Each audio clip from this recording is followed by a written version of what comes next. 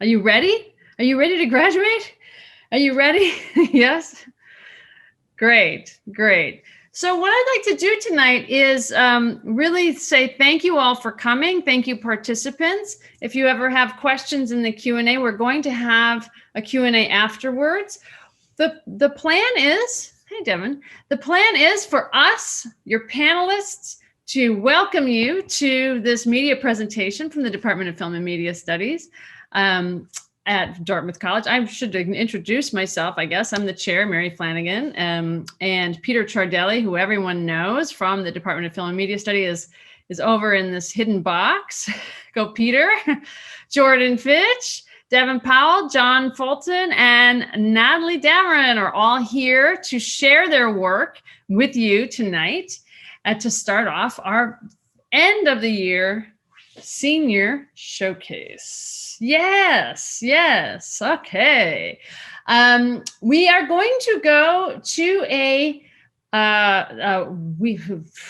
what is it called again? Watch together, hang together, like a view together, some other kind of, I totally forgot the name of this piece of software, but we are going to go there, and Peter Chardelli has put that link into the chat. Hopefully you can see that link. Chrome is the preferred browser. So if you watch the media studies presentations, it'll run for a while, and then we'll come back here to this Zoom room. We'll keep this Zoom room open and come back here for a Q&A so you can ask all of our participants interesting questions, and I have questions for them as well about their projects, about their processes, and their future plans. So with that, let's all go to the Film and Media Studies presentations video that Peter's prepared, and we will screen those.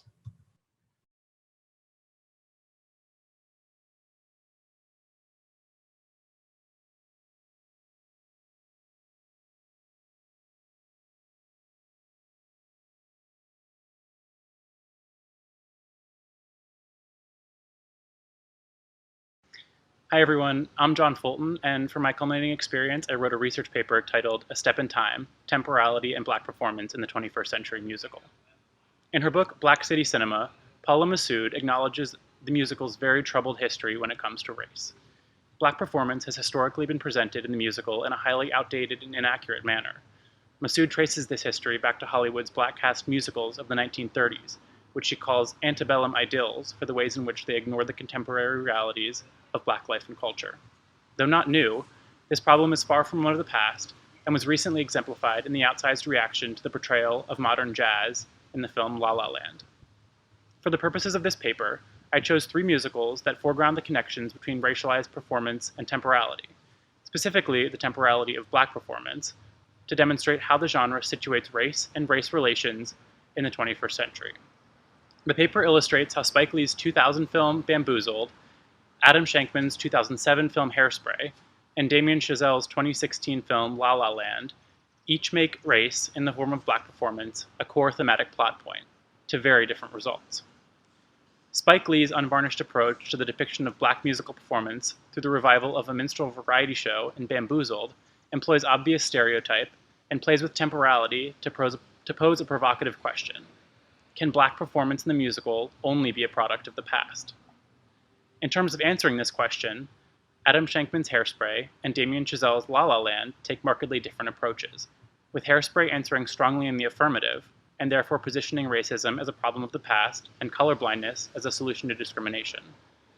La La Land, on the other hand, brings black performance fully to the present and chooses not to answer the question, but instead to reframe it in a thoroughly modern context.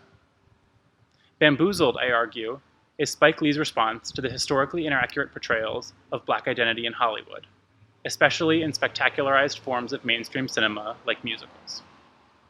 In Bamboozled, Lee tells the story of Pierre Delacroix, a young black executive at a cable network who pitches a minstrel show to his boss in an attempt to get fired. To his horror, his boss, who is white, loves the idea, and the show almost immediately becomes the most popular series in America. As we see in this clip, the racist minstrel show is quickly accepted and celebrated by American audiences.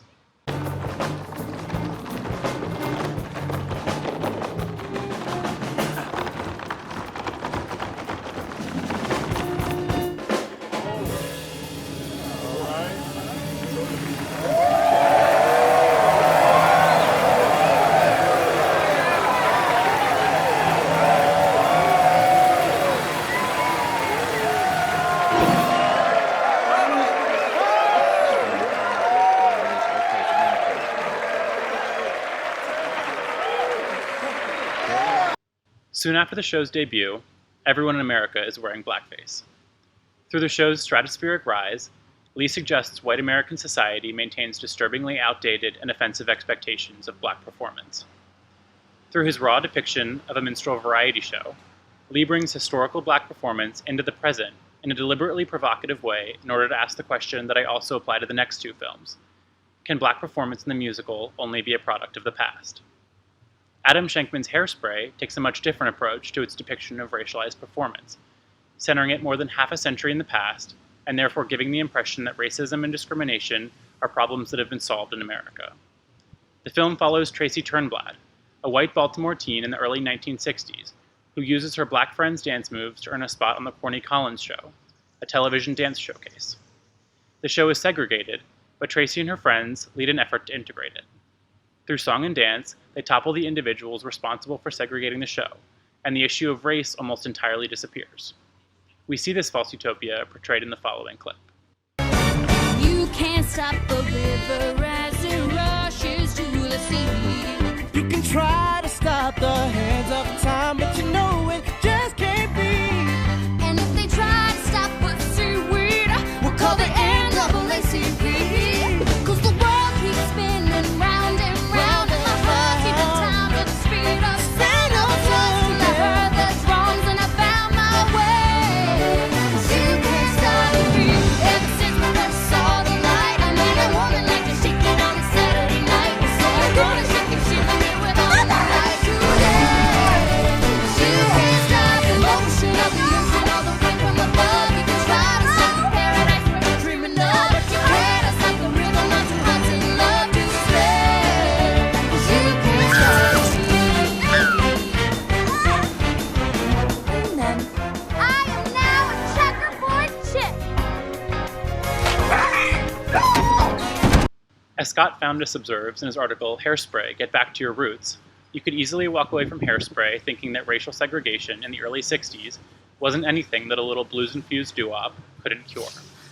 By sequestering black performance decades in the past and making no attempt to apply it to the present, Hairspray answers Spike Lee's question of black musical performance being a product of the past with a resounding yes, presents racism as a long-solved problem, and employs an outdated approach to race that positions individuals, not structures and systems, as the parties responsible for sustaining racist practices.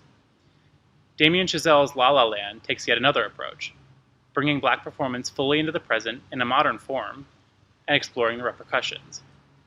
The film's male lead, Sebastian, a white man played by Ryan Gosling, is infatuated with classical jazz, a traditionally black genre, and determined to preserve it in its purest form. His acquaintance Keith, a black man played by John Legend, is a proponent of innovation in jazz, and plays a modern, pop-infused version of the genre that Sebastian can't stand. When Sebastian performs with Keith's band, it's positioned as something of a personal failure.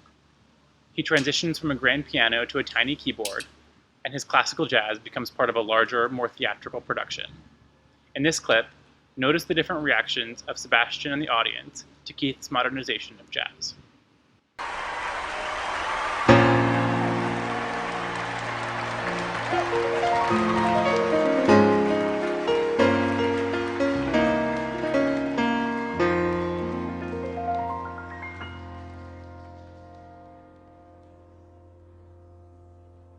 I don't know why I keep moving my body. I don't know if this is wrong or if it's right. I don't know if it's the beat or something's taking over me. And I just know I feel so good tonight.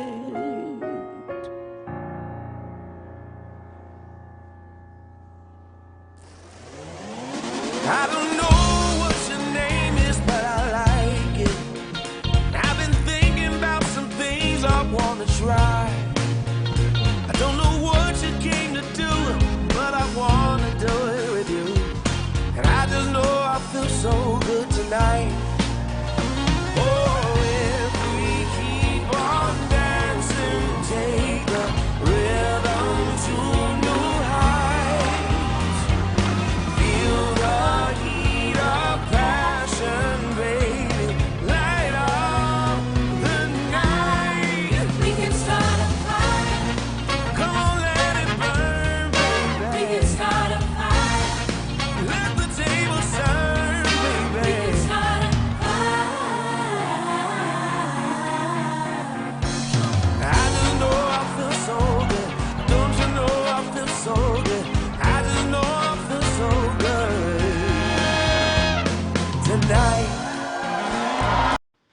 The disappointment on Sebastian's face is palpable, suggesting he believes Black performance is indeed a product of the past.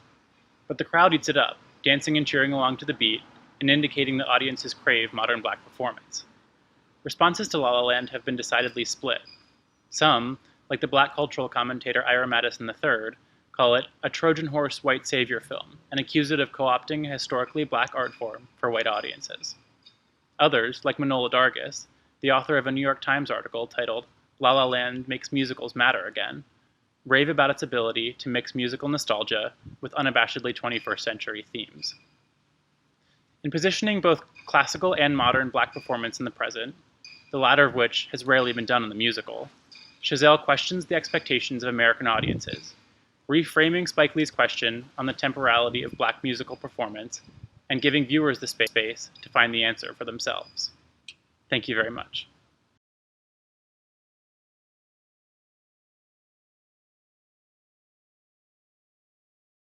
Hi everyone, my name is Natalie and I'm a graduating senior majoring in film and English, and I'm going to be presenting on my culminating experience, which was an honors thesis with Professor Bill Phillips, and let's get into it, woohoo!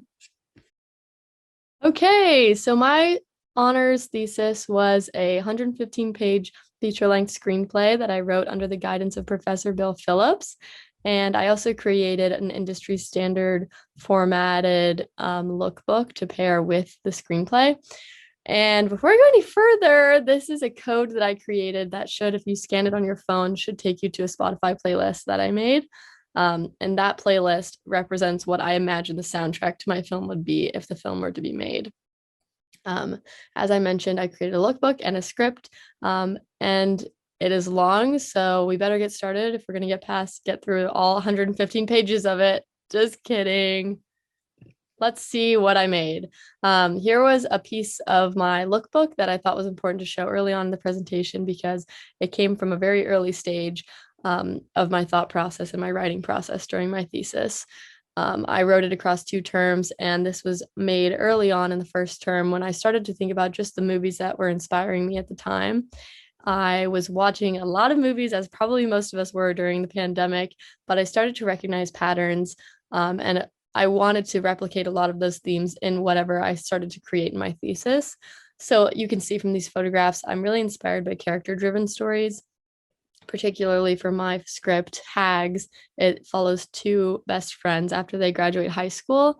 And so I started to look at photography, movies, TV shows, anything in between, and anything outside of those categories. I was starting to get really inspired by just stories of best friends and what it means to look at life through the eyes of another person. And I think friendship was like a really interesting dynamic I wanted to address. So I started to gather inspiration and reference images like you see here and created them in kind of the scrapbook style that ended up being the style I chose for my lookbook. So as I mentioned, a character-driven story, I thought it'd be apt to introduce you to my 2 characters, Sophie and B. And you can see I have some other reference images here of people who I think about when I think about my characters. Sophie is the more grounded of the pair. She's more analytical, and she really feels like she has her life figured out and planned out from the very beginning of the movie. And B is more confident, more unapologetic, and she is not afraid to go to bat for their friendship, for Sophie, for anything. And she's definitely someone you want in your corner, and she'd be a wonderful friend to have. So I wanted to kind of examine this idea of growing up and growing older and growing out of your hometown through their friendship. And particularly, this is where the temporal element comes into play, because I think summer is a really interesting transition period for a lot of different people at a lot of different times in life, but it feels very universal. So especially that summer after you graduate, it's a strange time. And I won't have to say this to the seniors because I think we all are feeling it already. But in my film, I wanted to kind of examine this high school graduation, the summer that happens after they graduate. And then we follow Sophie and B across the 4 summers after that. It works out in their friendship, just in their college schedules. It works out that they're not going to physically see each other during the year. They'll only see each other when they come back to their hometown in the summers. So I thought it was important. I wanted to kind of examine what that would feel like. So we only see what they see of each other. We only see them during the summertime across 4 years. And it was really important to me that we find our answers in the story, not through our characters, but with them, because it's something I've been considering a lot, about this perspective of feeling like you are at a distance from yourself if you're growing up and away from your hometown. And Sophie and B have only ever known the town that they grew up in the Midwest. So I wanted to kind of examine what it meant for them to feel distanced from the places and people that they thought knew them best. And what it means to kind of grow up and grow out of yourself and maybe back into it also. So my writing process began with a treatment, and I started to outline what exactly I wanted every scene in each act to look like. And this started to become a difficulty because I was really set on having 4 summers displayed in my script. And it was kind of difficult to force into a 3-act structure. So I kind of had to reinvent that and think about what would a treatment look like for like a strictly 4-act script. And I started to consider, well, how would this play into the characters that I want to build? How does this affect their development and their character arcs across all 4 summers? And then I started to draft pages. I've included one in the middle of the screen of what one of my beginnings of one of the summers looks like in my script. And I would send pages off to my wonderful advisor, Professor Bill Phillips, every week, and he would so kindly give me wonderful feedback that I'd incorporate as I kept drafting my screenplay. And then there came the revisions, which was really important to kind of examine, like, what ends have I left messy? Do I want them to still be messy? Do I want to tie everything up perfectly? And then once I'd kind of completed my revised screenplay, I began working on my lookbook, and I'd been gathering reference images and inspiration along the way. So that was kind of a really exciting element to piece that all together and be able to give my screenplay, which was simply pages and pages of words, give it kind of an artistic vision and breathe life into it through images. And in terms of next steps, I imagine I have already started applying to film festivals, but there's always more to apply to, as well as kind of using my lookbook as a pitch deck and kind of reinventing that and adding more of, how my artistic vision grows. I'm using that as a proof of concept. If I were to be able to pitch the idea, it's important to have that as I make kind of like the next steps into this project and out of this and into maybe a career in film. So it's important to have that proof of concept as well as the written portfolio element. And as I've been looking back, I know we're all kind of very close to graduation.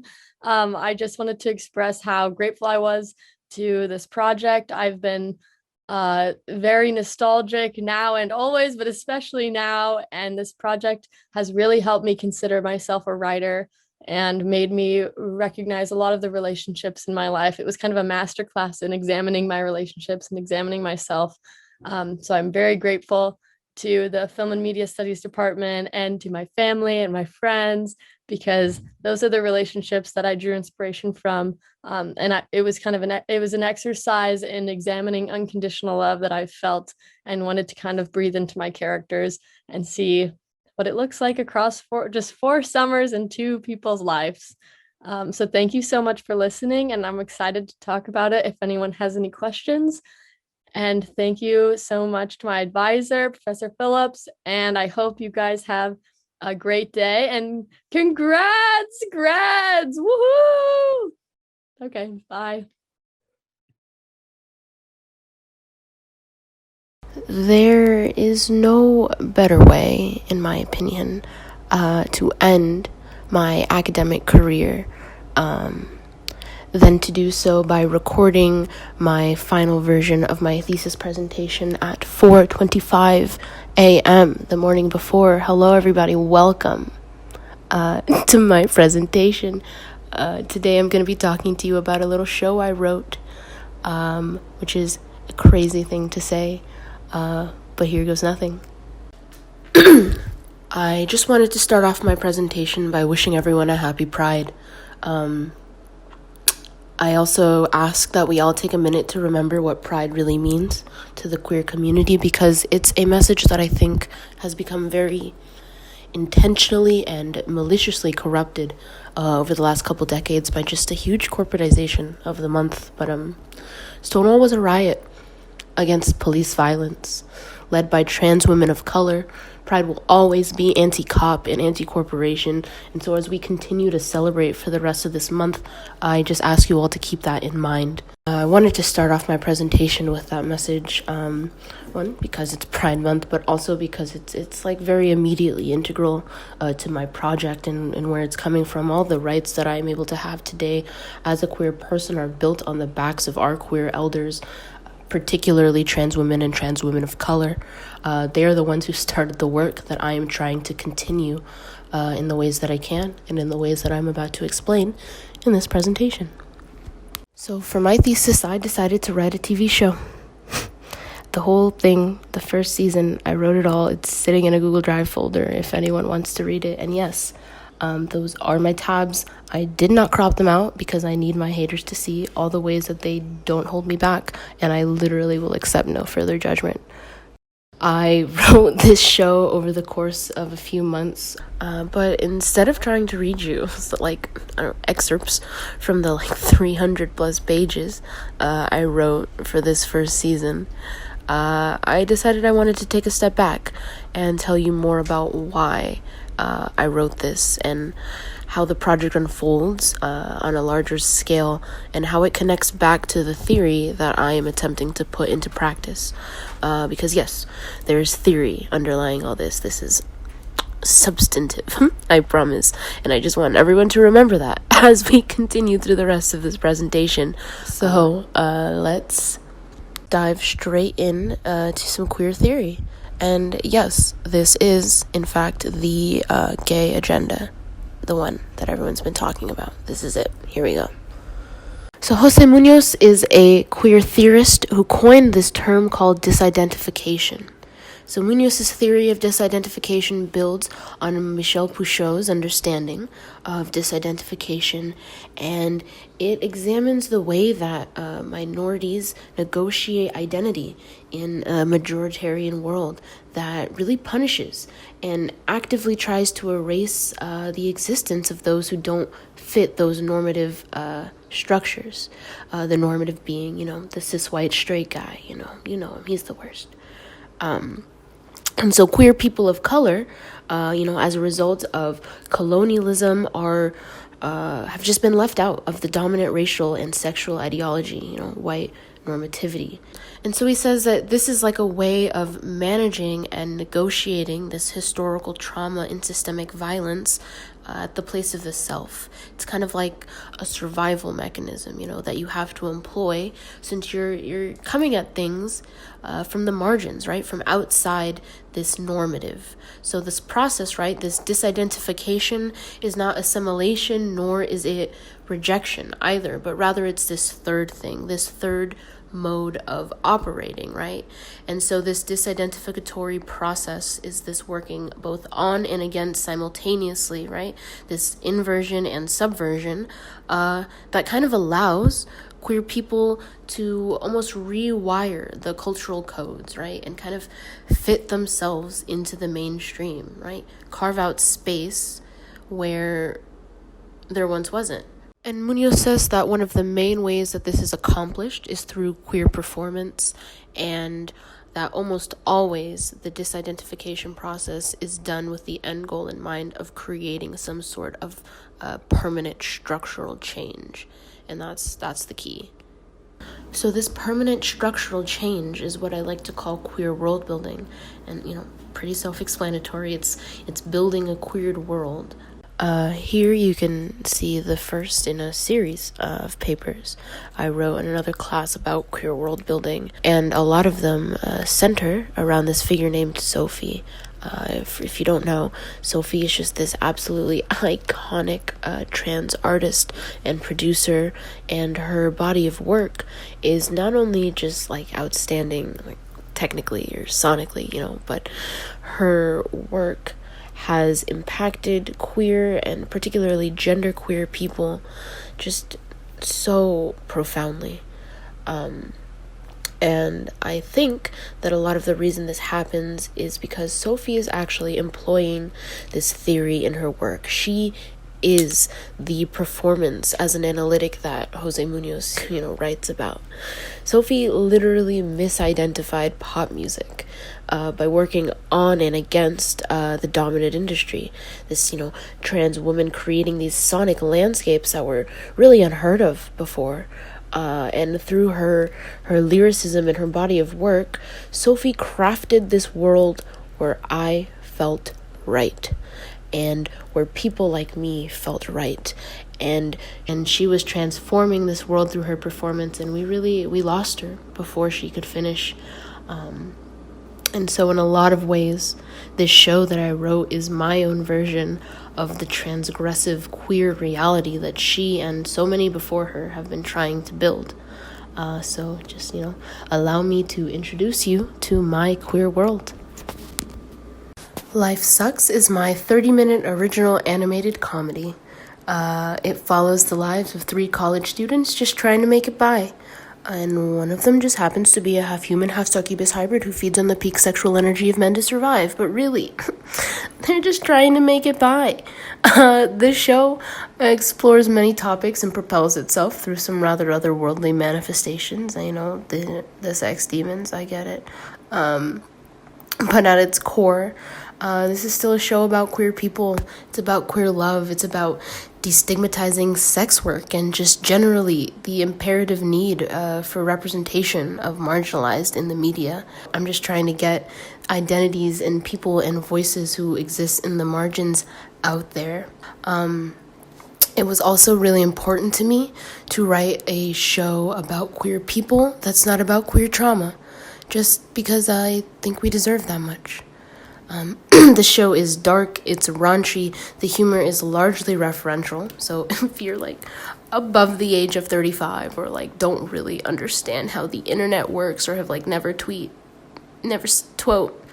a tweet, a lot of this is gonna go over your head, and I apologize for that in advance. So yeah, this whole show is just rooted around these 3 friends who formed a family.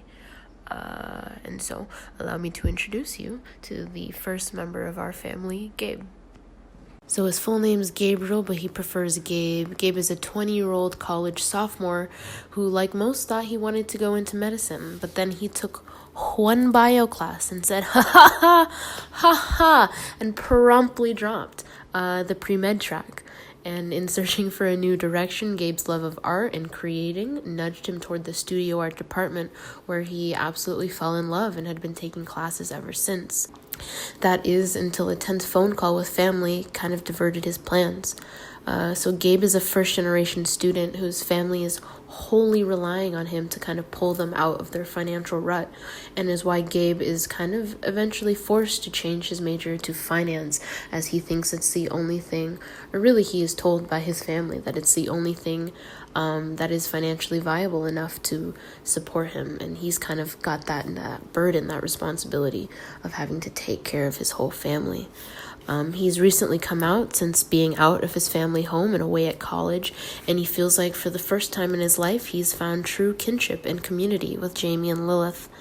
And he often internally grapples with the realization that they feel more like family than his blood does, and he often wonders if he's a bad son for thinking so. Gabe is notoriously clumsy, can't see without his glasses, the whole 9 yards. I need you to picture how dramatic Velma is when she loses her glasses every episode. Oh, jinkies. Has anyone found my glasses? Oh my god, my glasses! Friend? I can see without my glasses! It's that kind of drama that Gabe lives for. Oh, and also he's, tall. He could write the companion piece to Netflix's Tall Girl, Tall Gay. He has trouble fitting into compact cars and basements with low ceilings, and more often than not, when on screen, we can actually never see all of him at once. Think Wizard Kelly from the Proud Family. Except Gabe definitely cannot play basketball. Meet Jamie.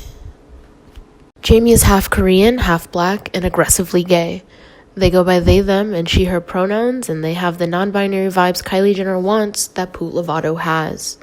If you have literally no idea what those words meant, I don't know what to tell you. I spend too much time on gay Twitter. Jamie is a 21-year-old college junior and environmental studies major who can't wait for the world to end. They spend a lot of time thinking about whether it will be climate change that eats us or something somehow worse. But mostly they hope it all ends in an apocalyptic scenario where they will be allowed to wield a sword and do crime.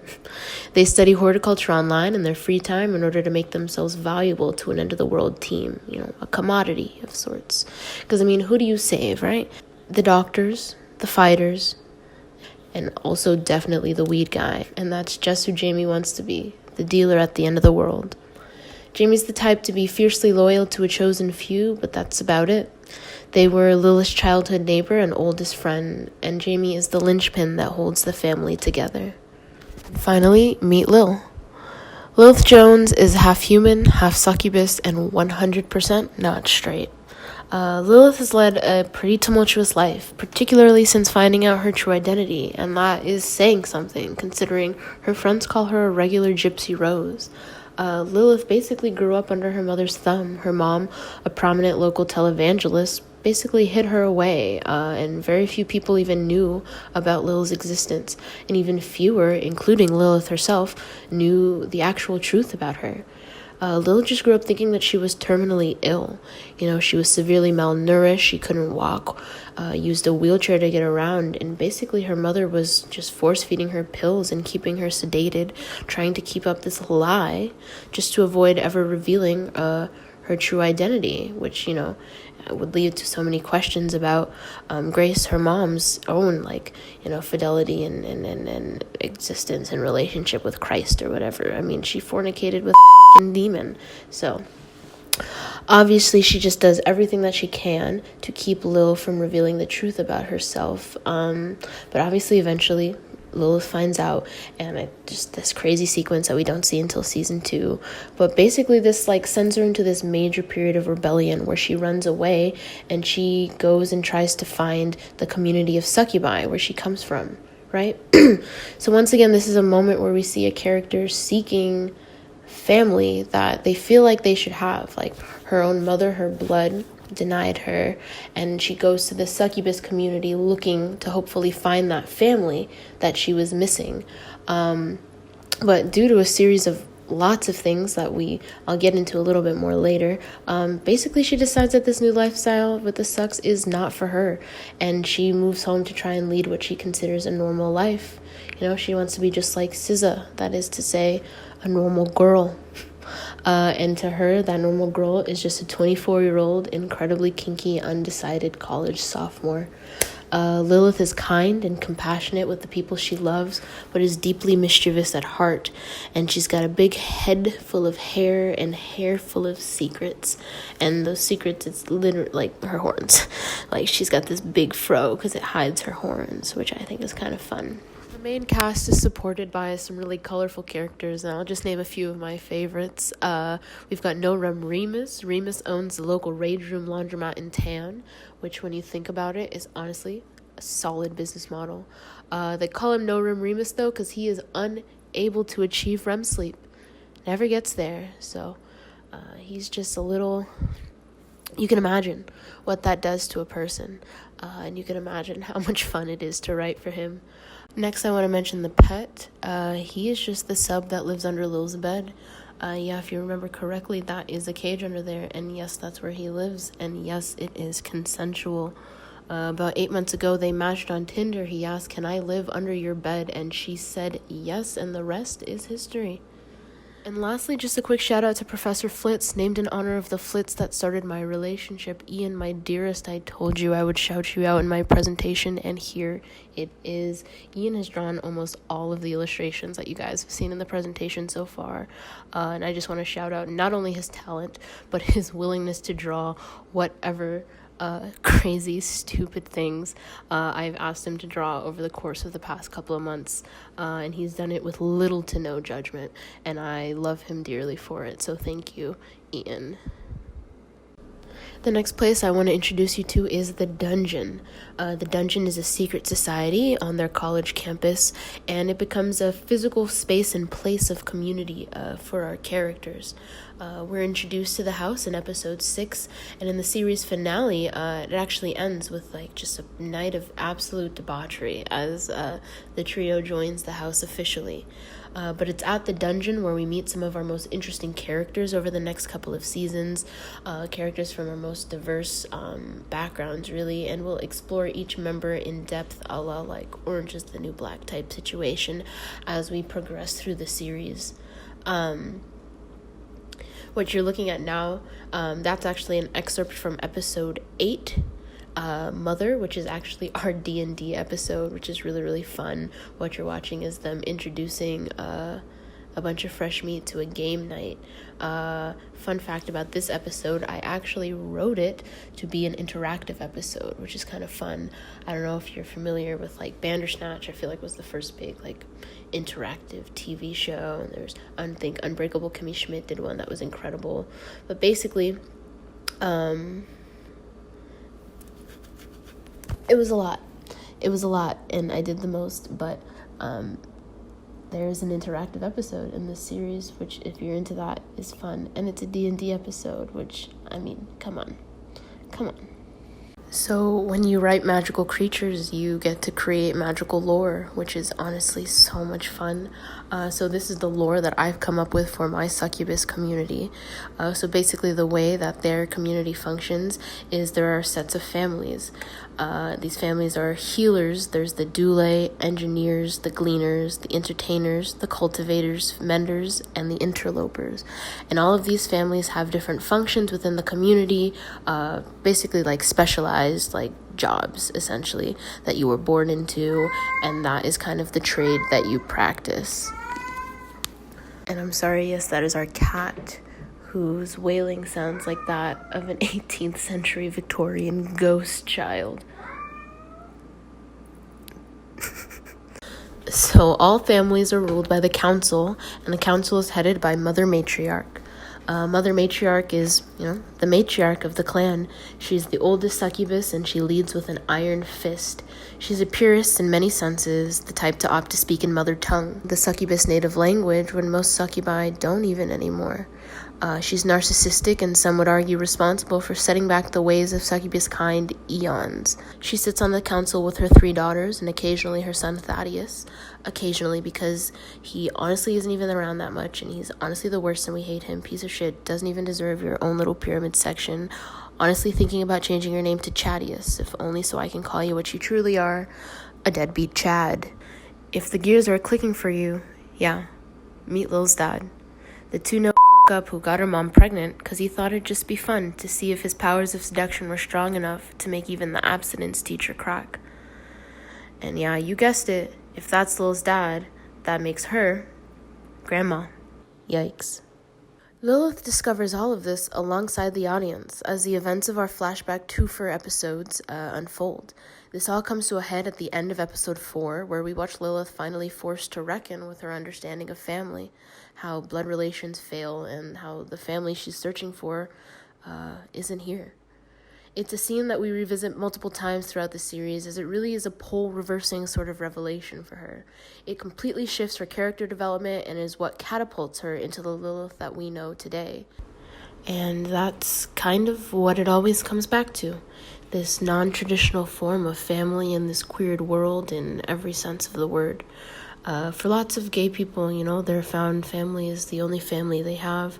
And so we as the audience get to sit back and watch all these 3 characters, all for vastly different reasons, find that for themselves. And I think it's just an absolutely beautiful process to witness and to get to write. We're in the final stretch here, folks, so hang in with me for just a little bit longer. Right here's the layout of all the episodes, going from our pilot, where we first meet the squad and learn maybe a little bit too much about Lil.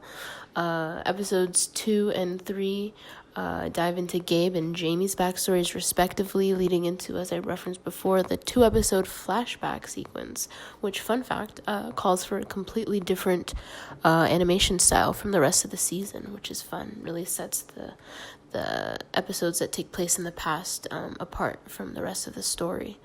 Episode 6 takes us back to school as we interact with the dungeon for the first time, and then we pretty much stick with them and some characters from there for the rest of the season, as it all builds to the sobering orgy that happens at the end of the last episode. When they wake up tomorrow, will they remember who fucked who? Probably not. It's a conundrum, really. But yeah, that's the show, people. That is it. So what's the point? What was the point of any of this? Like I've said before, this is a show about community, about queer love and uplifting marginalized voices, and I wanted to expand all of these ideas further than just my fictional world, and I did that by, employing theory, that I felt like would help, make the show a driving force towards change, but also in like a more tangible, I guess, way. I thought about, what if we put this show on Twitch, What if we did everything we could to make this show just very community-based, right? So for those of you who don't know, Twitch is an online streaming service that allows users to basically stream any kind of content they want. Most people stream video games, but I would have the ability to stream this TV show, weekly as it comes out. And the thing about Twitch is it's just so incredibly conducive to creating community, to interacting with others. It's just such an awesome way for creators to kind of immediately get to have access and interactions with their fans and their communities. And that's all I could ever want. I would want this, show to live somewhere that would be a space, a gathering space, a virtual gathering space for people to be able to come and make friends and find like-minded individuals and just feel safe, a place where you can feel safe on the internet.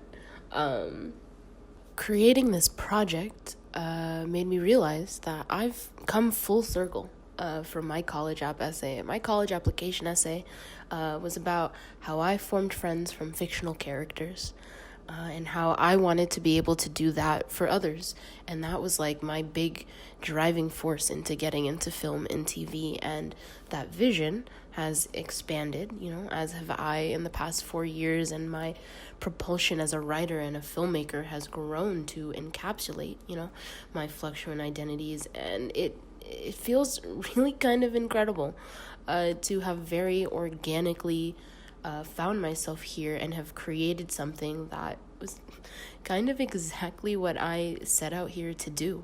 I hope you find friendship in my characters, but I also I hope you find more. I've been radicalized by sheer existence, and I now want my work to do just a little bit more than just make friends. I'm here to make change. I'm here to use my power in the ways that I can, in the ways that I know how, to facilitate survival.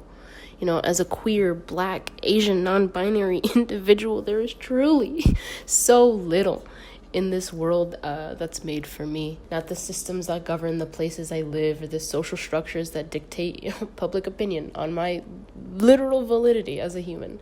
And when it seems like there is nothing in this world for you, it just means absolutely everything when you find a space where that changes. And I hope that that's what I'm creating here, a space where that changes, if only on the TV, but I do viscerally believe that there is power in imagined realities, and that imagined realities can become the reality. And you just have to be brave enough to imagine it in the first place. And I hope that I've done just that, and that you have all enjoyed taking a little glimpse of it. And I'm going to end the presentation now with a mock-up clip that I made for fun of just one of my favorite sequences that happens at the end of Season 1, Episode 4, Horse Person. I hope you enjoy. You know what? Fine. You're forcing me on the soapbox. I'll use it, damn it. I've actually got a lot to say about this.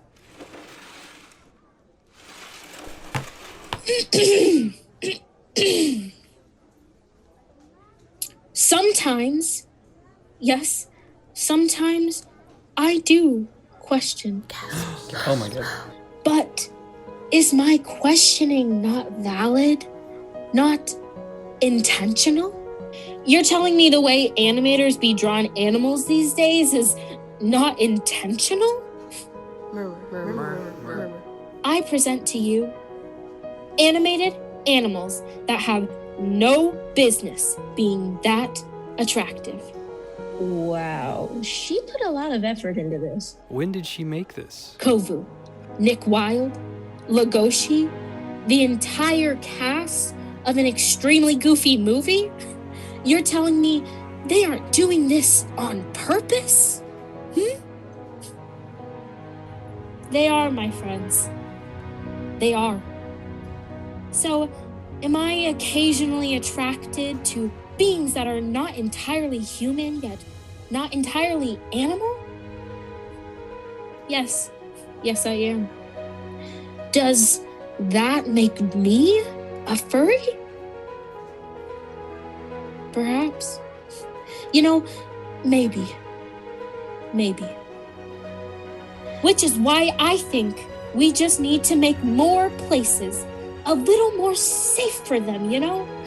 Even the most accepting among us seem to have trouble with this community. But why? Why? Maybe it's because you're just not ready to admit something deep down. Something you may already know about yourself. And with this, I rest my case.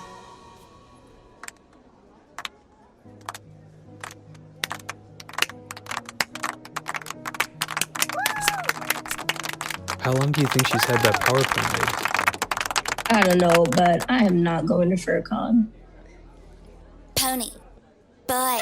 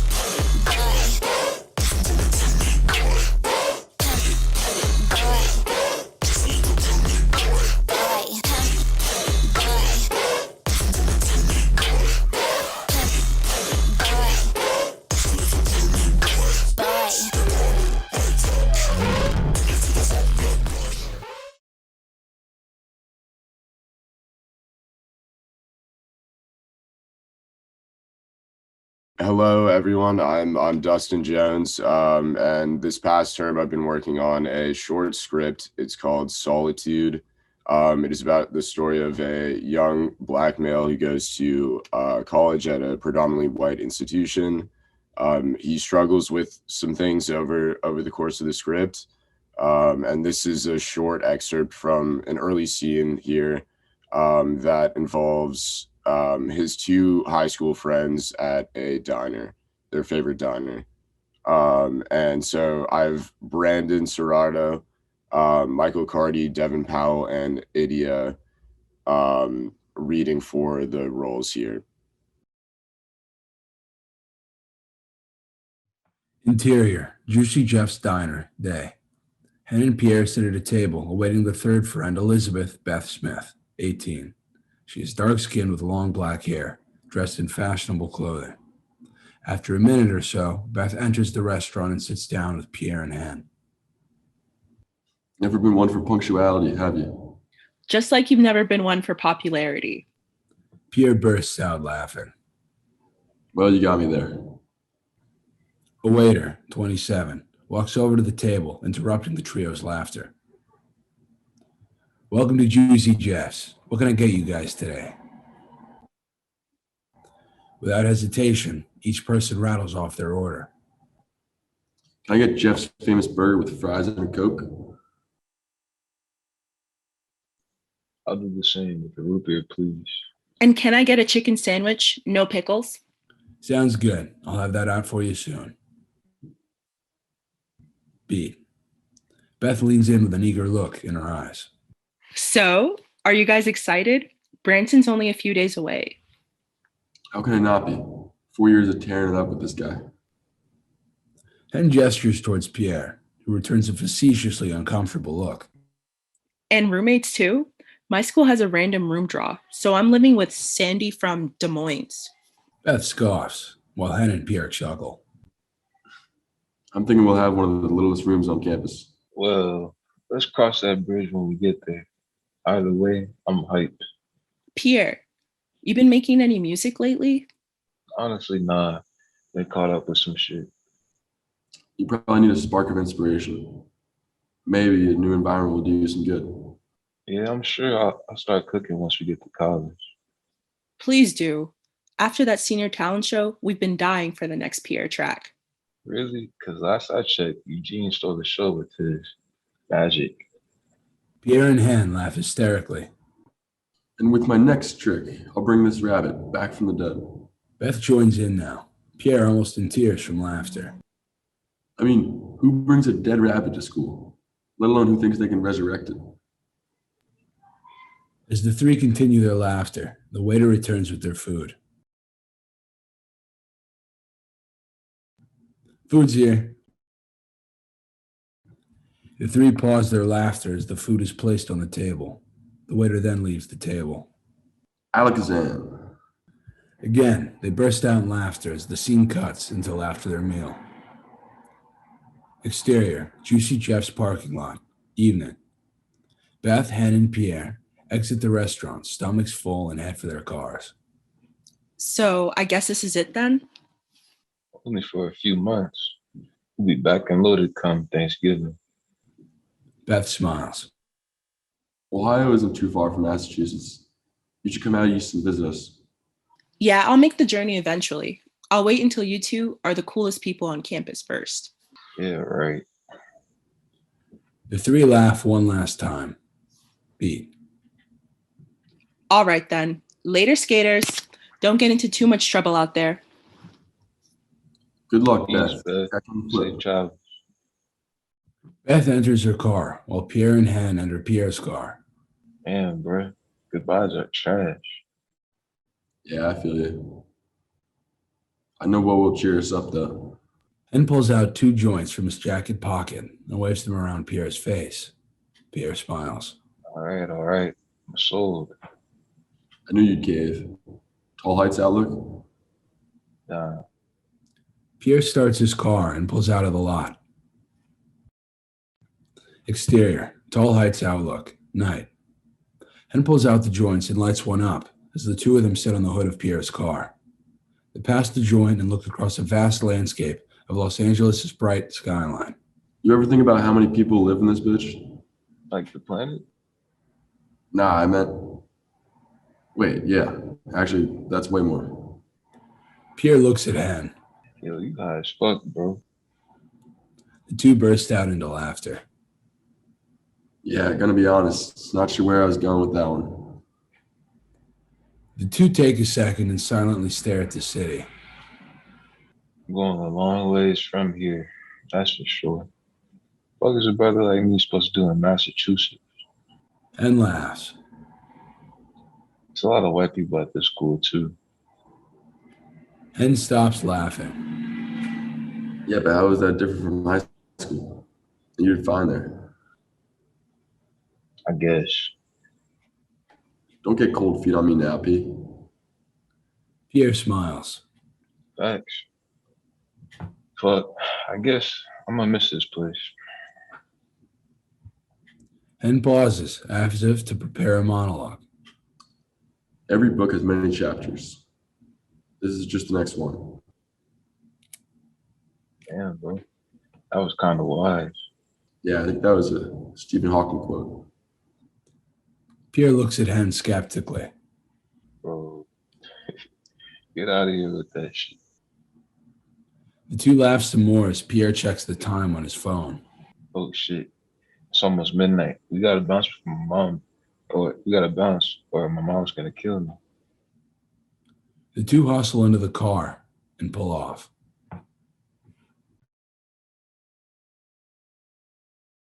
Thanks everyone for reading. That was Solitude. And yeah, I hope you enjoyed.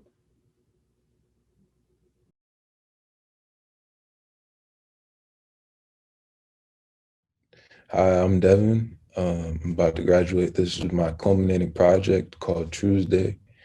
It was my meditation on Black life and meditation itself, and just everyday occurrences. So yeah, this is an excerpt from my short script, and I hope you guys enjoy it.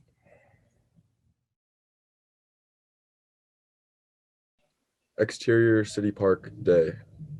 On a platform near a dried up waterfall, abandoned musicians play arrangements to a sparse crowd of spectators. All right, thank you, everyone for coming out today. We're Encapsulated Serenity, and we have a few songs to play for y'all today. So just sit back or stand tall and listen. The musicians brace their instruments. The variety of devices include drums, bass guitar, lead guitar, keyboard, and a saxophone. Wonder, 19, dapper in a fly suit with his necktie hanging loose, sparks his lighter for a smoke while his fellow members look at him impatiently. What? I'm ready. Beat. The band focuses back on their individual instruments. All right, y'all ready? The bandmates mumble. Alrighty, let's do it how we used to do it in the old days. Pot smiles wide. He turns to Terry, 24, wears groovy shades and plays lead. Going all in? Oh, that's how you want to do it? The bandmates mumble in discussion. How about we start like this? Or should I do it? Should I? Pot plays the keyboard unaccompanied by any other instruments. Black roses.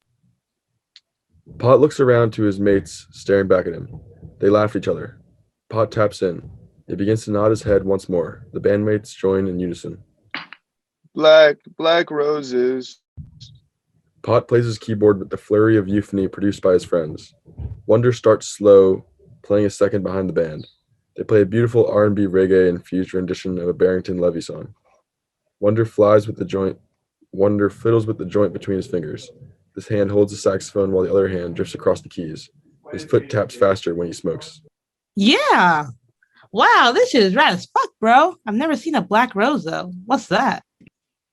Wonder's eyes drift at his bandmates. Occasionally, a few of his acquaintances side-eye him. In my garden. Pot still wears a smile as wide as a Cheshire cat as he sings. He glances back. Oscar, behind the drum kit, plays his part but monitors Wonder at the same time. He raises his drumstick as if he was going to throw it at Wonder. Wonder flinches. The band continues the arrangement as they gather a collective rhythm. The crowd has doubled, which still does not amount to many people. But through that tiny maze of people, Very, 20, pushes her way to the front. At the sight of Very, Wonder smiles so big he almost stops playing his instrument. He buries the joint into the ashtray below his seat, while Oscar embraces a drum solo. He takes a handkerchief out of his pocket and wipes his mouthpiece. His eyes and Very's have not dispersed. She waves. Now, Pot's fingers cut across the keys with dazzling speed. He enjoys a solo. Wonder's foot slows down to a stop. He picks up his saxophone and stands up. Very picks up her camera. Wonder plays a riveting but succinct solo, leaving the crowd yearning for more. He does not look at anyone as he sits back down. The band finishes the arrangement. The crowd gives a light applause. Wonder gets down off the stage and gives Very a hug. What you doing here? I thought you couldn't make it. You know I can't miss my man play. I called in, told him I was stuck in traffic. I love you. You did great, baby. She jumps into his arms, gives him 2 kisses. Got me a little Coltrane. Well, baby, you know the more better makes it more better. Thank you for coming. She gets down and grabs his hand. Come on, let's take a picture. Every one of the members greets her. Hey guys, y'all freaked it.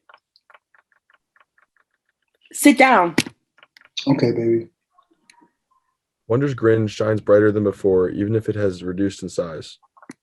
His eyes have been captivated. They no longer search for acceptance so frantically. His eyelids have drifted closer and his ears slouch back. V, you don't want someone else to? Hell no. Never mind. Okay, you ready? Barry turns the self-timer dial and high steps onto the platform. She grabs the joint from Wonder's mouth and puts it in hers and sits in his lap. Wonder gazes at the side of her face. He starts to drift from reality. Click. Barry lingers on his lap for a moment, talking to him without looking in his direction. In the depths of La La Land, Wonder finds himself surrounded by sandy dirt and a vast but intertwined collection of vines. In front of him, Barry sits with her eyes closed. Above their heads, pain-struck trees stretch out, and next to their feet, black roses perk up.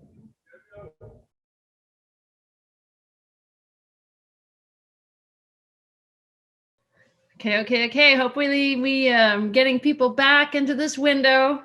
I'm calling people into a different window. Hello, everyone. Hello. Oh, presenters, come back too. We have questions for you. Hi, everybody. All right, welcome to the class of 2021 Film and Media Studies presentations. We've seen some remarkable works. We've things that defy conventions, things that screenplays, and all kinds of really interesting takes on works that are not necessarily at this point, are traditional time-based media, and that will be showing in the following section in just about an hour. But we have an hour to spend together, and I'm going to be taking questions for the makers and the writers here in the Q&A window, which I'm just going to bring up so I have it, so I can check stuff out. But I wanted to actually start off with just before we launch into our discussion and really rich things to talk about here, I just wanted to ask if we could keep a moment of silence for the challenges that the world has faced, that our community has faced, that people of color have faced. That it's been a really difficult year, and your class really bore the brunt of that difficulty, and I just want to appreciate that and let you know that the community appreciates it too. So I'd like to just have a moment. So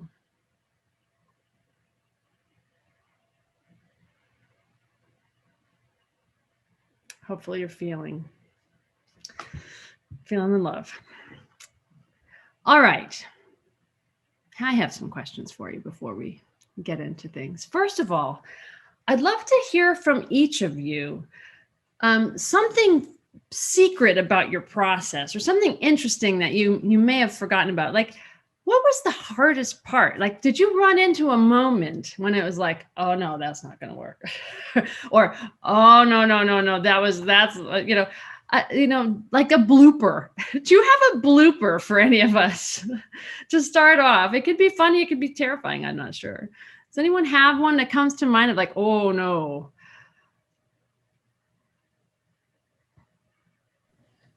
I can go. When I originally had planned my show out, they were 15-minute episodes, and there were 12 of them. And so put that together, they kind of like if you'd seen like Adventure Time or anything, they're like the short 2 kind of episodes in a normal episode like sequence.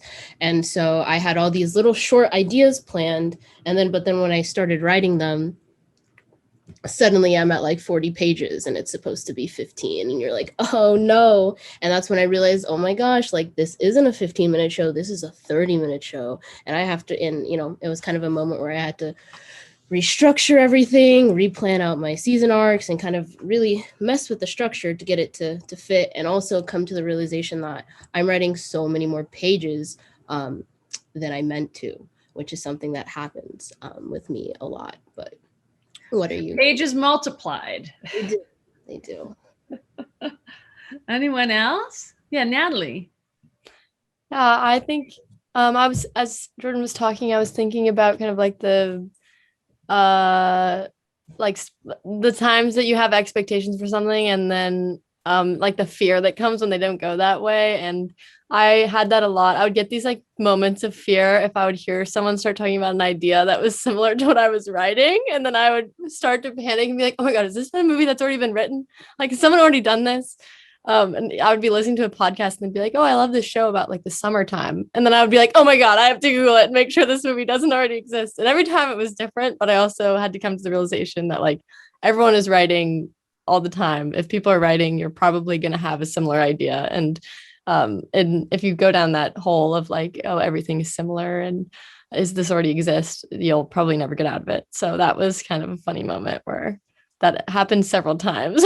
My search history now is like movie about best friends in the summer. Does it exist? Like every which way. I don't know if Jordan has to worry about that with the succubus kind of situation, but maybe.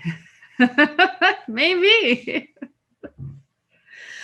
Devin or John, do you have any?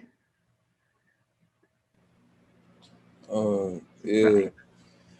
Well, basically, I was having a little bit of trouble with where I pulled inspiration from. I got a great deal of inspiration from art itself. And so, like, when you're, you know, like inspired by works that's already made, like, it's kind of tricky when you're trying to incorporate that into your script. Like, so yeah, that was my big issue was just getting back feedback on what people thought of having like a band play a cover in my script. So having someone else's song in there. And so yeah. I wouldn't separating self and inspiration. Interesting. Yeah. Go ahead. I wouldn't say I had like one major blooper or moment of panic, but I think I did my like big, I guess like stumbling blocks or like things that like caused me a little bit of anxiety were trying to decide which films to go in depth on at the beginning. And then also just realizing like throughout the process that I really needed to like refine where I was going with the paper, and I just had to do a lot more editing and revising than I had initially planned, but it was all good, and I think the paper is much better for it. Great. I have some individual questions for each of you, and then I have some questions happening in the chat. So I'm going to first go around and just ask each of you one individual question, and then I'll start to ask the questions in the chat. And I'll start with John because you were first in the lineup, and you just mentioned your choosing of your musicals. You know, you have 3 examples of really problematic musicals here, you know, and what do you think it is about musicals that might exacerbate issues around race and representation? Is there something about it, or is it just everywhere? Well, you know, probably the answer is yes, but but tell us about the musical aspect. So yes, I will start by saying that I've always loved musicals, and that's why I wanted to do this project in the first place, but also having recognized that musicals can be very, very problematic. And I kind of wanted to explore that kind of dichotomy between I love this art form, but also this art form is harmful in a lot of ways. And I think the main reason that the musicals in particular are so often problematic is because they are so often going for this idea of a utopia. And there's this guy Dyer I reference in my paper, and he basically says that it's never going to be possible for the musical as it in the form that it exists now to reflect the world as it is, because it's all about making the world's problems seem better than they are and less important, and making them seem easily solvable. And the whole kind of narrative arc of a musical is generally like, here are these people, whether it's a couple or a community, that are separate, and over the course of this movie, we're going to bring them together through song and dance and have a happy ending. And at least in terms of race, it's not quite that simple in the real world. So I think that's where the musical runs into a lot of issues. Great. Thanks for that. All right. I have one question here for Jordan. No, I'm going to go with Natalie first. I'm sorry. Friendship over long distance. Was this impacted by being written in the middle of a time when it was difficult to have friendships in person? That's a really good question. It was definitely impacted by that. I'd been thinking about it, the idea for a while, and like I know we all definitely have like our notes app where it's like genius idea and you write it and then you wake up and you write it in the middle of the night and it's like, oh, you've invented like the spoon or whatever. But like that was actually one I've had in my notes for a while and I never could figure out like what was happening with it. And then I think once we were all at home and I started to think a lot about like the relationships I was really missing. And I was quarantined in my hometown with all of my friends were also quarantined in our hometown. So I was starting to think about like what it feels like to be back in a space that you like have grown so comfortable in or feel like maybe you've grown out of and now you have to be forced back into it. I think that was like really impactful to what I was trying to consider and write about. So I think that writing it during that time was definitely shaped my perspective. And it was also interesting though, because I wanted to kind of think about it in terms of how it feels to grow up with someone. So that was also difficult because I did get a lot of inspiration from my friends growing up and like from the people around me. I always get a lot of ideas from just being around people. So that was difficult because I was trying to write about that and like grasp at that idea, but I couldn't exactly draw on like immediate experiences. So I think for that reason, it also has a lot of like nostalgic undertones or very overt tones because it was like me drawing on past experiences and thinking about what could be and what could have been. But it was definitely impacted by that. Rich. Jordan, I have a question about how did you develop these characters? What was the process of like, all right, because you have a lot of characters. You have your main characters, you have a very big cast, and you had to come up with all of the ways that they're different from each other. How did you go about that? Oh man. How did I guess I started with obviously my main characters and I formulated them. I literally I sat down and there were a few key things that I knew about each character, but then I'm like, these need to be really fully fleshed out, complex, multi-dimensional beings. How do I do that? And honestly, the way that it helped me I think get the ball rolling was I gave them all I made their astrological chart. I sat down for each character. I'm like, you are a Leo. And then that helped me get it, I don't know, it helped me organize different characteristics and also I think balance different personalities. And that kind of helped me go a little bit deeper. And when I would have a character interact with an environment, I'm like, okay, how would this person do it? And then I'd go back to my notebook of all the characteristics and I'd kind of look and I'd be like, okay, this is how this character would probably react in this situation. And it got to a point eventually where I knew my main characters honestly better than I know most people, and so it got really easy.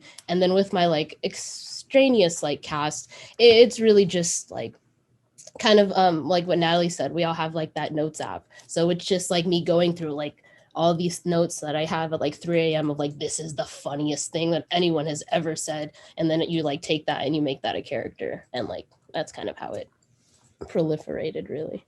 So do they have in your head, they also had kind of certain sayings or certain phrases would actually be come out of them? Yeah, for sure. Excellent. Devin, so tell us about the name of this project and all about the way in which you chose this one. I know you've been writing a lot, so tell us about the development of how this project emerged. What inspired it? I have been writing a lot lately. I'm in screenwriting too, and I just came off screenwriting 1 last term, so I just finished up a feature in addition to this short script that I wrote. But yeah, this short script It kind of came into fruition just thinking about where I was in life, and kind of just thinking about like some like modes of repetition, and kind of how that reappears in life, and the kind of ordinary and monotonous, just everyday things, and just kind of how you can find meditation in that, and just and how you can just make your own way, and be comfortable in your own life. So that was basically what I was thinking about, and just where I was, just finishing up my 4 years in school. Okay, I'm very excited to know more about that in terms of like were you meditating while you were how are you working that, how are you developing it as a how did you fit it in?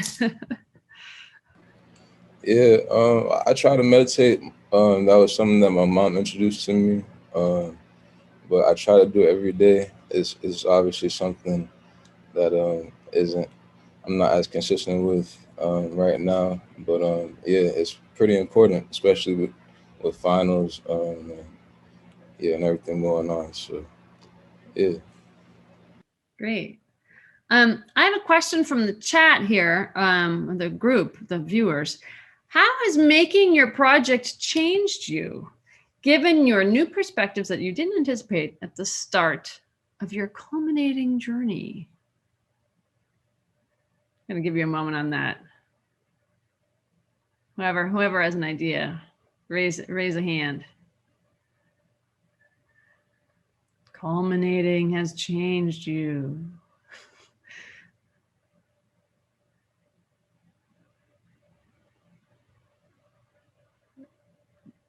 Jordan, do you have an answer? No, but I'll just start talking.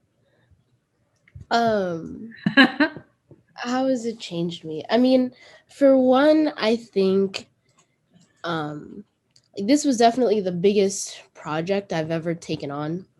And I kind of told myself, I'm like, this is your thesis, this is your final thing. Like, this has to be, I don't know. I wanted it to be really big and a lot. And I think it was also trying to like assuage something in myself of like being a writer who never writes. Like I struggle with that a lot. Like I call myself a writer, but like I'll go for vast periods of times of, not writing anything, or either, from feeling like artistically blocked, or just like I'd be depressed sometimes, and it's difficult for me to write. And so starting this project was coming especially out of a period of time where I was just very emotionally drained, artistically drained. I didn't know if I was going really to be able to do it, but I was like, this will never happen if I don't have a deadline, and what's a better deadline than like, a thesis project. So let's try and force this. And I don't know, I came out the other end of it feeling very accomplished, which felt good. I haven't like written something in a long time that made me feel very accomplished at the end. So I felt that, and it really it reminded me that, like this is what I'm good at, and this is what I do, and this is the only thing that I can really imagine myself doing, moving forward. So I don't know if it changed me, more so that it reaffirmed, I think, maybe a lot of things that I knew about myself, but I think sometimes I need to remind myself. Great. John, how about John? Yeah, I really like that, and I kind of want to echo that a little bit. I obviously didn't write a screenplay or anything, but I think, at least for me, Dartmouth can sometimes like be a place where everyone is like super smart and doing these amazing things, and I can sometimes just be like, wow, like all of these people are geniuses, and am I even good enough? Am I smart? Am I capable of doing these big things that I want to do here and in the future? And I think it was really cool for me to sit down and work hard on like a singular big project and be able to do it and get through it and get to the end and look back and be like, wow, I'm actually really proud of the work I did, and I am capable of doing things that I set my mind to. So echoing Jordan, I think that was big for me. Natalie or Devin? I think, yeah, mine's kind of a combination. I think before the culminating, I also had to go through phases, like Jordan was saying, of not writing, and then I would get really like just didn't even know where to start. So having the deadlines was something that was like a methodical way of breaking out of that fear. But then I think it also really allowed me to have a new perspective on like what is temporary and what is permanent. I think writing can feel like sometimes one said it was like, if I read something I wrote a week ago, it's like open heart surgery or something, because writing is so vulnerable and so personal. And sharing it with people can be like a very strange thing, especially Dartmouth, like John was saying, where you can feel pressure to like have everything perfect immediately.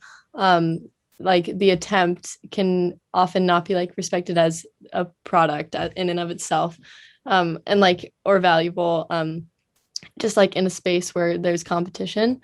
But the culminating and having like deadlines and having having an advisor and just like having a community of other people doing other theses was like an incredible way to break out of that fear. So I think I've definitely grown so much in the perspective of like, it's good to have people read your writing. It's good to write. It is like, if you're writing, you're a writer, and that is what it is. So I think a lot of just like different levels of perspective shifts, and allowing myself to like release the expectation that everything I write has to be perfect, that it has to be permanent, and that like all of those different like internal expectations, I think, have been shifted a lot by the culminating, and like the community that surrounds it and is like there along the process. Devin, how has making your project changed you? Yeah, I agree with my counterparts. Like it really has just kind of affirmed like everything that I've been working for, and just to see like this project through, it was really important, and I felt real good, especially since I've been planning it for like a couple months, and even though it didn't really come out like I first planned it, it's a little bit different now, and but I'm still pretty proud of it, and I'm glad that it worked out, and I'm glad that I finished 2 pieces for screenwriting, and yeah. Excellent. Excellent.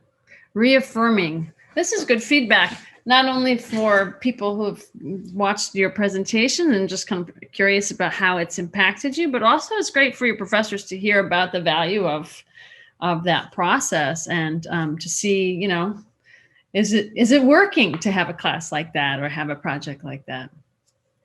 We have some other questions for you about future projects, but I wanted to just give you all an opportunity to, do you have any questions for each other? I'm sure you're a graduating class together, so I wanted to just give you a little moment to see if you had any comments or questions for each other before I keep taking some audience questions. I have a question. Oh wait, Jordan, were you gonna go? You can go. Okay. I was wondering, we're talking about writing and like how like our writing processes and the classes we were in, but I was kind of wondering, I listened to a lot of music when I wrote my screenplay, and I think that's why I like made the soundtrack at the end, because it was after sifting through all that music. It was kind of like imbued in the script, and I think Devin was talking about like kind of using other art forms as inspiration. And so I'd love to know like what your writing setup looked like. Would you listen to music? Did you have to be silent? How did you do it?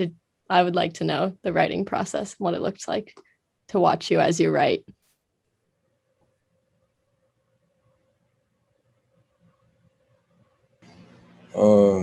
Yeah, I'll go first. Sometimes I listen to music. Sometimes it could be a little bit distracting. But like if it gets to be a little distracting, then I could just throw on like an instrumental, like some jazz or something. But yeah, like you mentioned, these stories were like mostly like kind of adapted from and inspired by like songs, like majorly the one song called "In My Black Roses" by Barrington Levy. Um, so yeah, that's basically what my setup looked like.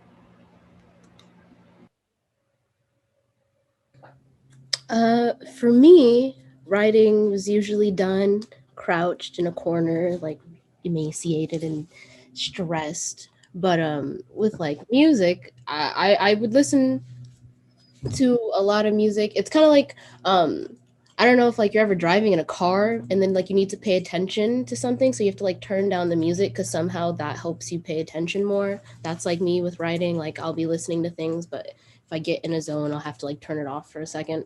But it was difficult because I was using there's a lot of music in my episodes. That was something actually that I had to grapple with a lot, with like trying to decide like is it worth it to put, you know, like having to like in the future, like dear Miss like Nicki Minaj, can I use my starships in my pilot episode? Like, you know, and like trying to weigh those choices, because usually people will tell you to like not use music, but like it's things that I'm listening to and it's so visceral and I felt like it needed to be in there. So I like just put it in there anyway and hoping that, you know, someone will take pity on me and let me use it for free. But yeah, it's all in there. I don't listen to music at all. I will only listen to the music if I try to listen to music and write. So my working on my project was basically just showing up to the library, going to Novak and getting one of those like yellow energy vitamin waters. And it became sort of like a superstitious thing that if I didn't have my yellow energy vitamin water that day, I just wouldn't get any work done. And then I would go and sit down and I would like try to take chunks where I could like have like at least several hours at a time just to like sit down and like not look at anything else. And that's kind of how I got through it. Great. Any other questions for each other? Yeah. Coming up with how you are most productive is a kind of lifelong learning quest, you know, about like, and sometimes it changes.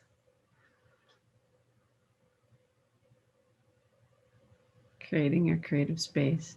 Oh, I had a question. I actually wanted to, Natalie, if there's any way, I want to listen to your Spotify playlist. So if there's a way, because I know it was in your presentation, but I didn't get to snap it. So if you could link it to us, / I would love to read everyone's stuff. I don't know if there's a place where it all exists. I don't know, professors, if we could make that happen, because I'd love to read everyone's scripts and stuff. Hearing that, professors? I know you're out there. I'll All put right. the link in the chat. I hope it works, because sometimes it takes my account to a woman who lives in San Francisco that's not me. So I hope this works. But we'll find out.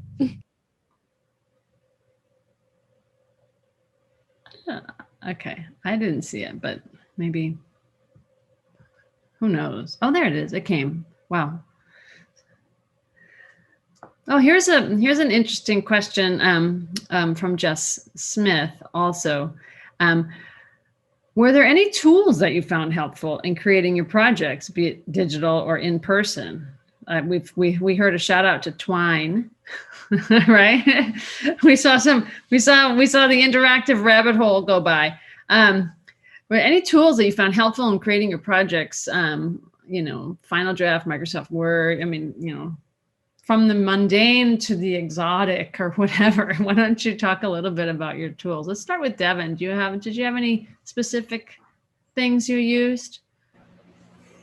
No, other than Final Draft, no. Like it was, I will go back to art with that. Like my stories were greatly influenced by paintings and music. But yeah, other than art, yeah, it was just straight imagination and Final Draft. So Great. John, were you pretty much Microsoft Wording as a paper, or did you have some It was pretty much. I'm trying to think of anything else. I mean, like my vitamin water was a tool that I used, but other than that, I think it was pretty much Microsoft Word. Microsoft Word and the talisman water. Natalie? Exactly. Yeah, I was big on Final Draft, and then I used like Adobe Creative Cloud applications for making my lookbook, which was kind of like a pitch deck type of thing. So I made like a lot of collages, and I watched a lot of tutorials on how to make fakes like tape, like pattern tape. So if anyone needs to learn how to do that, I can teach you. But I used a lot of that, and then so mostly Photoshop. But I also did, like, in terms of methods, I started listening. It's not to keep talking about music but just one more thing. Sometimes if I like didn't know what I was doing or where I was going, I would just like try to listen to I would listen to a podcast on how people write songs, because a lot of the time songs are like stem from a single emotion, and I wanted my like script to have a lot of emotion involved in all of the dialogue and the characters and things. So I would listen to like a story about how someone came up with a song I liked, and sometimes I would read about it or whatever. And I find that to be like a really inspirational way to get out of writer's block. And it feels like this is kind of a musical crowd, so maybe that could be helpful for people. But that was a method I used a lot. Aha. Great. Excellent. Now we're going to go to Jordan. I'm pretty sure there's some tool use. Oh yeah. I use there's a lot going on. Like, yeah, Twine was a huge one when I was doing that interactive episode. Twine, I don't even know how to explain it. It's like it's the closest to coding that I'll ever get. I felt so smart when I was like putting things in brackets and then things would move together. It was crazy. But that really did help me like flow out the interactive episode. Honestly though, the biggest tool is like crazy wall behind me. It was fun. I've always wanted to do one of these things. I always see the writers with all their sticky notes on the wall, and so I got to do that, so that was fun.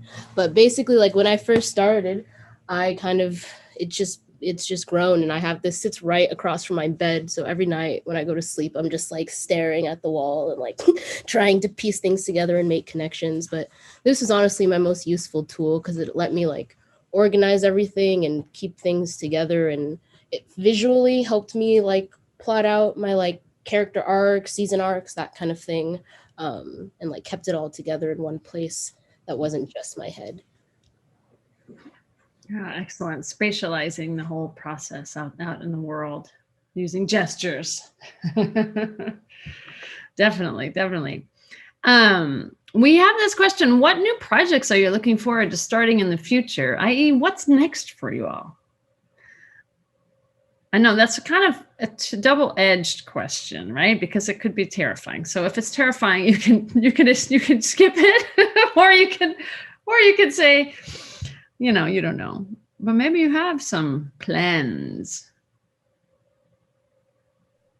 John. My next project is trying to get a job. I'm currently interviewing for a couple different places out in LA. So trying to work in the industry, and I will let everyone know how that goes. Great. Jordan, do you have a plan? Also trying to escape fun employment. If there's anyone out there watching who wants to give me a job, I'm cripplingly available. But really, I want to see this project through. I have some really good friends of mine who have agreed to like kind of step in on a more producery role for me because I'm so bad with like time management and product, that kind of thing, but their mind is just for that. So they're actually helping me get together and like organize like applying for grants and things. We're trying to get a pilot done so that we can have something to show to people to hopefully give us more money, because you need money to do things and I don't have that. So those are the steps. I had a question for you for the Twitch. Are you planning to do like live? You're just like live episodes? Yeah, I mean live in that, like, I mean obviously it's animated, so it's all going to be done, but I would want to be able to have it, like stream the way that like an episode would air like on TV, but it would air on Twitch and it would be like everyone could come and watch and like chat together while the show is airing, and then it could live there or like on a ancillary like YouTube channel or some kind of website where you can go and watch the episodes after. But yeah, I wanted to create that like feeling of being able to watch something together, which I think is really fun and has been, especially like people have been exploring in the pandemic. Everyone's trying to figure out how to watch TV together, and I think it's really fun. So I wanted to kind of capitalize on that. I'll continue on this, what's happening in the future, but just so I don't forget, Paula has in the chat posted a link to the J. Blair Watson Fund in Film and Media Studies. And the fund was established by Maurice Raff in the class of 1935. In honor of J. Blair Watson, an honorary member of the class of 1921. And it's an endowment intended to help support the costs of film production proposed by graduating seniors and recent graduates who have taken courses in the department. So there's a link on the website, and you can write a proposal and apply for some production funds. So just so you know, I'm mentioning that to all who are watching, who happen to be seniors, who are graduating, or have friends who are. All right, let's keep going on the future, Natalie. Okay, we're going into the future. I very recently found out that I got a fellowship to go to Scotland, so I'm gonna go to Scotland for 2 months and do a creative project where I interview writers. So and like to take their photograph because I like to do film photography. So I'm very excited about that. And then I'll be following in John's footsteps, and maybe Jordan, if Jordan said they're moving to LA. I think I might be moving to LA also. So we could all hang out and we could all apply for our grants together. Exactly what you should do. So but also that fellowship I can send to anyone who wants it. Like, that's a great thing that it's through Dartmouth, and you can do creative projects. So I can send that in the chat if you guys want. Collecting a list of sources of funding. So congrats for that. And also great that you're moving to LA. Devin, are you moving to LA too? No, I'm not moving to LA.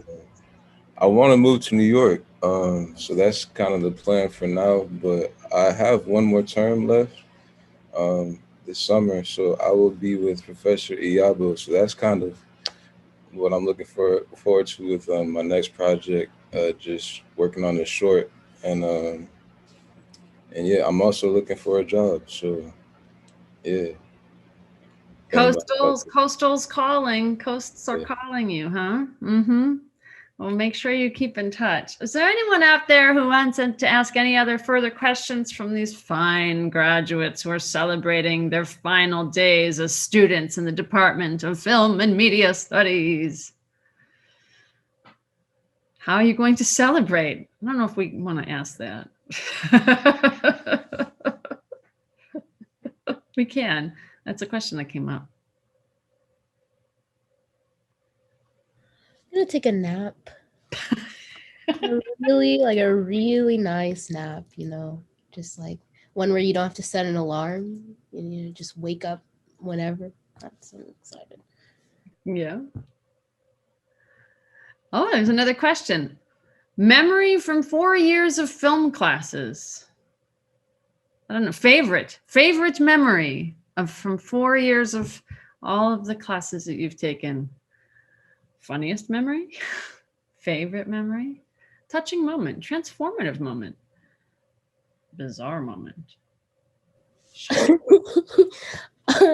I'll share one of my favorite memories, and it's really, it was like nothing, and I'm sure the professor it was in Professor Mark Williams' class, and I'm sure he has no recollection of this because it really wasn't anything, but he just one day, he was explaining to us film rhythm, and he just went, rhythm, and that was the end of that conversation, and I was like, incredible. That was all we needed to know. I've learned it all, and that was it. And I don't know why, but I think about that like once a month at least. So Professor Williams, know that you are in my head for the rest of my life now. Aww.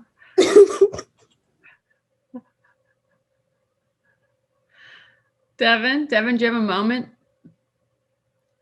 Memory? Yeah. When I went to LA my sophomore year with Professor Jody Mack and a couple of my other friends that I'm still friends with, it was a great time, and I learned a lot. I interned at a production company, so yeah, that was my favorite moment. I will absolutely second that. I also did the DSP, and it was such an incredible opportunity. Both the classes and then the excursions that we did with Jody were so much fun and so informative, and the opportunity to actually intern in the industry was really, really, really informative and impactful for me. So I really enjoyed that. Natalie? I like so many moments, but I'm having a moment of senior nostalgia where I'm thinking about the open house and like where everybody got to know everybody at the open house for the first time. And Professor Phillips gave me he was like, there's one more spot in my screenwriting class. And then I got to take screenwriting my freshman fall. And now we're all graduating, and I'm thinking about like how I went and picked up my present today and we all took a selfie, and it feels all so full circle. So those are my memories, bookends of the film department. Oh, we're all doing an awe inside. Oh, well, we're starting to wrap up. If there are any more questions for each other or from the audience, if not, we might need a little break because in just about 15 minutes, the films and videos are starting up. So we're going to have that happening next. Everybody ready for that? Stay tuned. That's coming up at 7 p.m. Eastern. I want to just take a big moment to congratulate you all that you did incredible work, that you stuck to it, no matter all the things. And you really, really pursued ambitious projects that you can be proud of, that we're proud of. And we are just overflowing in a sense of bounty and awesomeness for you as you head out from Dartmouth. And we will miss you terribly. You only can be called 2 students for 2 more days. We have to, good students, great people. And we want you to stay in touch with us and keep us appraised of all of your adventures, because we know that there will be many, many adventures. Such great work. Thank you all. Thank you so much for all of the stuff that you've gone through, done, and finished up, and congratulations. Now, let's take our breaks and head on for some more. Thank you all. Bye. Thank you. Bye. There's applause. There's virtual applause.